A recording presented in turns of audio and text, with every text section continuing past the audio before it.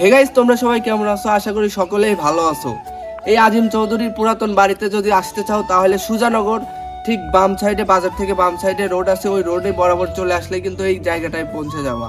আর এইখানে কিন্তু পুরাতন পুরাতন বিল্ডিং আছে, এগুলা দেখতে আসতে অনেক মিস করবা না। এত কথা না বলে চলো আজকের ভিডিওটা শুরু করা যাক। হাতের ডান পাশে দেখতে পারবে একটা টিকিট কাউন্টার। এখান থেকে টিকিট কেটে নিলাম আমরা 3টা, আমার সোনামণি পার্কিং করার জন্য একটা, আর আমাদের 2টা। আমার সোনামণি পার্কিং করে এখান থেকে চলে গেলাম সেই 250 বছর আগের আজিম চৌধুরীর পুরাতন বাড়ি। এখানে লেখা রয়েছে ঝুঁকিপূর্ণ ভ্রমণ, দূরত্ব বজায় রাখুন, কারণ এটা যখন তখন মাথার উপর পড়তে পারে। ভিতরে কিন্তু দেখতে পাচ্ছ চারদিক ভাঙা এবং অনেক ভয়ঙ্কর একটা জায়গা।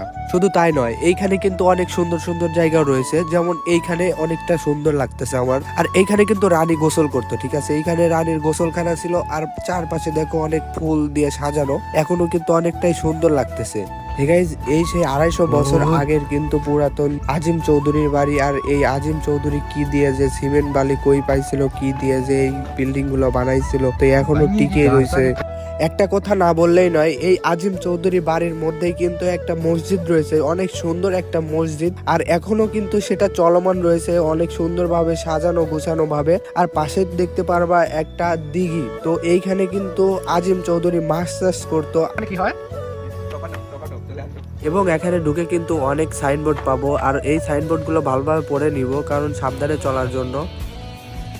ওরে বাপ রে, কোথায় ছিলাম আমরা? দিনের পরে রানী শুয়ে থাকতো।